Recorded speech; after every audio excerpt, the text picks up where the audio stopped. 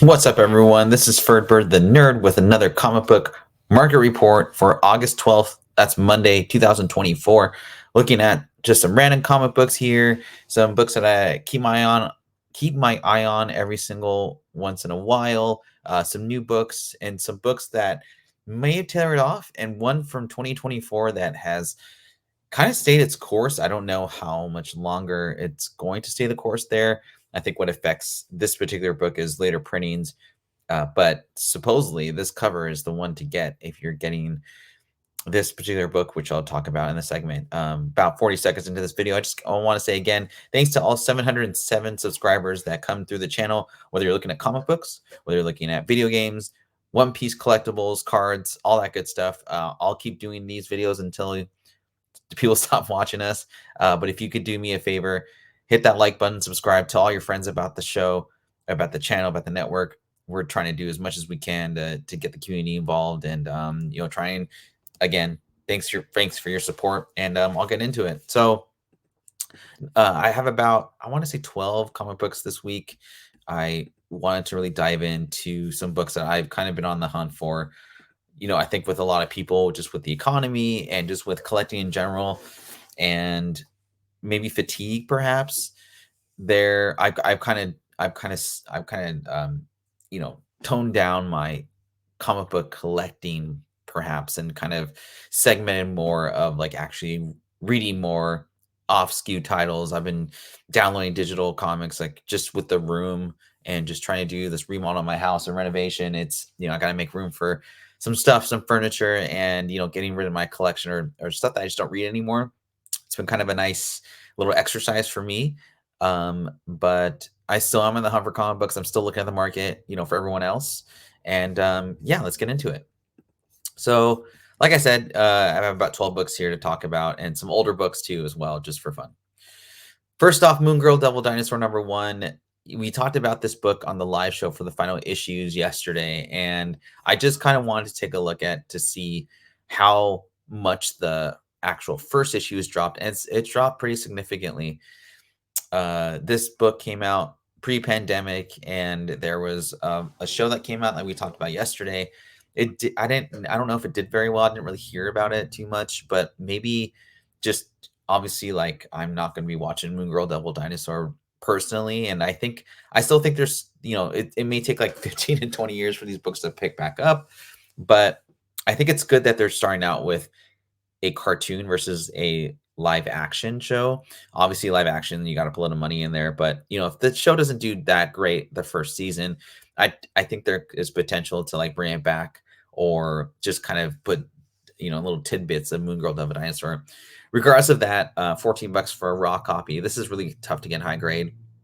What I found very, very disconcerting, I guess, about this book is a 9.6 of that variant that was going for like $800 to $900 back post-pandemic is only going for $100 and a 9.6. Wow, that's a huge drop. I guess if you're a buyer here, which I personally wouldn't be, just because of the fact that you probably have to wait a very long time for this character to really gain some momentum, and I haven't heard about her in past comic books. So I think, but if you are a buyer and you do believe that there's some short-term potential within 1 to 2 years, I guess if there's a time to buy, do it now. There's not a lot of focus on it. There's more focus on, obviously, Deadpool characters, the next upcoming shows, and not a lot of attention on Moon Girl. So on to the next one. Oops, I'm just gonna do that. Okay, cool. All right, next book is Doom #1, 2024. I think this is a one shot. I don't know though. I read the book personally, and I didn't hate it, but I wasn't like a big believer of the book. So $40 for this cover though. It's held ground. I mean, I remember this popping of $40, and I don't know if it'll hold past $40, but interestingly enough, the second print 1 in 25 virgin cover of this book, which is more rare, actually goes for less. And so I think the trade dress is the way to go if you're trying to invest in this book. I think people would just want the book because it's a great read and a little bit of FOMO, I guess you'd call it. But I don't know if this will hold. I think it's great timing for, when the book came out about a month or two before the Doom announcement. Obviously, like, you're looking at miniseries for Doom. The first appearance is a tough one to get. Secret Wars #2. this one I think would just be nice to have for like if you want like a more modern story or newer stuff. I think Hickman wrote this too. I can't remember, but personally, it didn't really jive with me. Perhaps I don't know. I'm not a big Doom fan either, though. The only villain I like the most is Null, as you guys all know that. But nonetheless, Doom number one, 2024, $40. It's still holding to where it looks like it should be. And D23 was this past weekend. There's a little bit of news coming out of D23. Daredevil number 11, the first appearance of the Muse, who's a villain. 25 to $40 depending on the grade for this first appearance. Now, Daredevil 12 from this run from Charles Soule. That's the first cover appearance, but everyone's gravitating towards this first appearance. Obviously, it's a beautiful cover. I mean, I think if I was looking at this book and I didn't know anything about it, and I was looking through like back issue bins, and I was a Daredevil fan, I would definitely pick this up just because I think it looks pretty cool. It's a tough 9.8 because there's a white cover, but 250 to 300 for a 9.8 after the preview Muse and the new Daredevil show. I think that makes sense, as far as a high grade, because again, it's really tough to get high grade this white cover. This person is a they're a villain, so and they're competing with Kingpin, which is the main villain. So I don't know if this has staying power, but I think what will hold this up over the years or what have you is that from what I've heard, and I want to read this comic book, but just based on the price, I just can't afford it, or willing to spend 25 to $40 just to read it. I've heard that this particular villain is just like creepy as hell, and we always like darkness in our comic books, video games, all of that kind of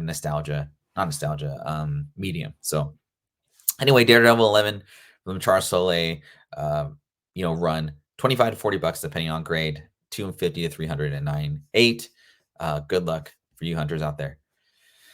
And again, some more D23 news. I kind of wanted to see where the market was for the D23 news and stills that we got. So Invincible Iron Man number 9, arguably the first appearance of Riri. I'm not going to get into that, but this is the book that the market kind of gravitates towards, and I feel like it makes sense because this armor kind of looks like what showed in the film on the stills there. So upcoming Riri show, I'm staying away from Riri spec, and that might bite me in the foot.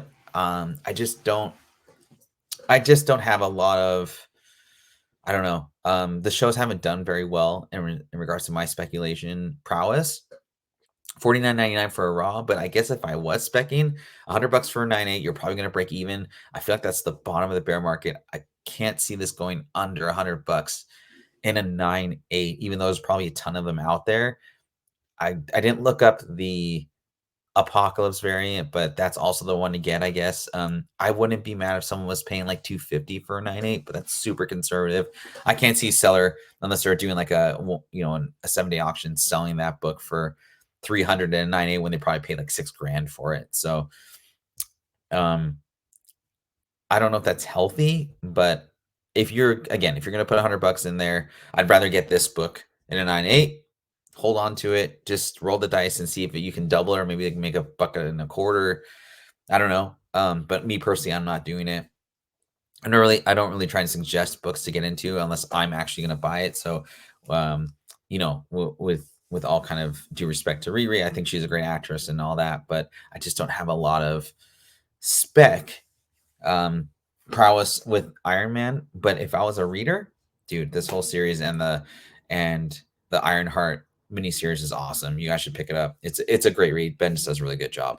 So Battle Chasers, the Chrome version. We were talking about this in the Discord earlier today, and so I was like, this has always been like one of my, I would say, childhood wants. I remember this was like $100 in 1997 or 6, whenever this came out. I wanted it so bad. I ended up getting like the another universe variant of this book, and I was obsessed with Chromium, anything. So this was probably the greatest series to never finish. Joe Madeira teased us with a couple issues this past year, a year and a half ago, and all these books went up, and in perfect Joe Mad fashion, he hasn't written anything since. I don't know where the future of this series will go. it just really is a disappointing kind of, I don't know, nibble at this untold or unfinished story of Battle Chasers. I know there's a video game out for it. I don't think I'll ever play it, but I can imagine it's pretty fun to play as well. But anyway, the market says $100 still in raw, 309.8. This is not an easy. This is not an easy 9.8 either. I actually have a 9.4 sign, so I do have this book, and I'll just keep it. I love Battle Chasers, man. It's one of those books I can reread over and over again. It's a book that reminds me. I think Swordmaster kind of went at the same pace as Battle Chasers, and that's why I think I like those two stories so much. But what sucks is they never finished this book, and it pains me. Um, anyway, can't do anything about it. Battle Chasers, the Chromium variant, $100 still raw. Before I get into the next slide, again, I just want to say thanks to everyone for your support. This has been a great growth of the channel. I've been trying to do these new videos to get more hours viewed, to get more subscribers, to get more info out there in general. So if you guys do me a favor, hit that like button. It takes about, I don't know, 0.5 seconds to do it. Pause the video, hit that like button, subscribe, share my link to other people. The more hours we get, the closer we get to monetization. And when we get monetized, I promise I'll do giveaways. I've been trying to do giveaways here and there, but need a little more incentive to do that. And hitting that like button and subscribing will definitely do that for the network. So on to the next. So some current stuff. There's just this book literally just came out, I think a week or so ago. Uncanny X-Men #1, the Jim Lee variant. This is a homage to some interior art from past issues. $87 raw. I don't see any CGC grades yet because this is a fairly new comic book, but I gotta imagine it's 98 or bust on this book. I'm not mad at $87 raw in this book, but what I would be mad at is if this Uncanny X-Men story just sucks. I've been pining for a good X-Men story for a long time, and I liked the Jonathan Hickman run back in 2019 when he did kind of the reset of X-Men, but that whole, not Genosha, but Krakoa thing, man, that was confusing. And I felt like it made it worse for mutants. Anyway, $85 or sorry, $87 raw last sale this past weekend. I guess if you're FLC flipping that, that's a pretty good return, but I wonder what this goes in 90. I gotta assume it's gonna go for like 180 or higher. Kind of going old school, Flash 92. This is a book that I've had on my radar for a long time. I actually have it in a newsstand, and it's the first impulse. Get the newsy if you're trying to make some money off this guy. I found a DC Universe variant in 9.6 in this book go for $64. Somebody sniped that. Congratulations, whoever bought that. That was a great snipe. Man, DC Universe logo. That's pretty cool. 10 to $20 raw for a first appearance of Impulse, who essentially is probably going to be in the DCU, I gotta imagine. But yeah, I thought that's a fair price for a very cool comic book from my childhood. And again, congrats to the DC Universe variant, $64 in a 9.6. Man, I would press that motherfucker and try and get a 98 of it for sure. So we're almost at the end of the books here. I think I have one more slide after this. Kind of a quick 15 to 20 minute show today. So I wanted to highlight these two villain first appearances. Flash is kind of my favorite DC character. Not so much the movies. I like the WB show. My wife and I, we zoomed through, no pun intended, all 18 million episodes of that series, and we really enjoyed it. Yeah, but first zoom. This is the Flash. Oh my gosh. Anyway, this is the Flash cover. Oh my god. I can't remember what issue this is. Hold on a second. Flash first zoom. It is, oh my gosh, Flash 197. This book went for, let's see, $200, 180 to 200 and a 9.8. I think raws go for like 100. So I think spend the extra $80 and just get that 9.8, get over with. I don't think there's any newsstand variants of this. It's just the regular version, but I feel like this is a pretty good deal for a beloved character. I don't know how much they're going to expand on Flash. So it's risky if you're thinking, oh, DC, kind of spec. But I mean, 180 to 200 for this book, it's held up the test of time, I think, for sure. Shout out to my buddy Spec Media, Richie, and um, Aaron's channel, Easy. They've definitely been doing some work uh on this book. They mentioned it a few months back, and I've been looking out for it ever since. It kind of dropped off my radar just because I was kind of condensing my collection and all that. But I think he's Zoom's probably one of the coolest, scariest characters that I've ever read about. So Flash 139, classic, Reverse Flash, first Reverse Flash. There's an argument about that, but this is the book I think to get just because he's on cover and it's fairly cheaper than the original one. $200 for 4.0. That's Silver Age goodness of the main villain of Flash. Like, I know Flash number one's probably out of everyone's price range, but Jesus, if you're a Flash fan and you want a 4.0 is, I mean, that's a great presentation book. Probably has off to white, pages, but if it's graded in that slab, man, that's a pretty cool collectible for $200 and a piece of history. Silver Age. So anyway, your two main villains of Flash. And last but not least, Fantastic Four. There's been a lot of movement in Fantastic Four with Doom and the new announcements, but I want to kind of go old school here. Fantastic Four number one, iconic cover and team. I mean, how many times has this been homaged? 17K for CGC 4.0 cream to off-white pages from this past month or past July. And that's a very strong price point for a team that is the first team in Marvel, but not very beloved and hasn't really done very well in cinema. So I gotta imagine if Fantastic Four does better and you're an investor, 70K, that's gonna be, I gotta feel like it's at least a 10 to 20% return if the show does really well or movie does really well. And I don't know, who knows? And next up, Fantastic 452. This is a book that I don't know if I'll ever have this book because I'm not a huge Black Panther fan, but Chadwick Boseman, I think it'd be nice to have a piece of history with him as an actor. He's just a really great actor. I've always liked his work. But Fantastic 452, if you don't know, his first Black Panther. Great cover. I don't think it's been homaged in a long time or ever, but CGC 9.0 just sold for 7K in mid-July, which again, I think that's really healthy for someone who's passed away and will never come back. And who knows if Black Panther will ever be recasted as with a new actor or what have you, but they're still doing movies with Black Panther and the titles. So I mean, we may see one eventually in 10 years or so. But anyway, that's our report for this week. I hope you guys all enjoyed the report today.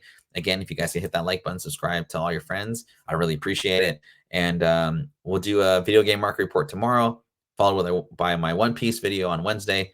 And I hope you guys all have a great day. Take care, and let's get through it.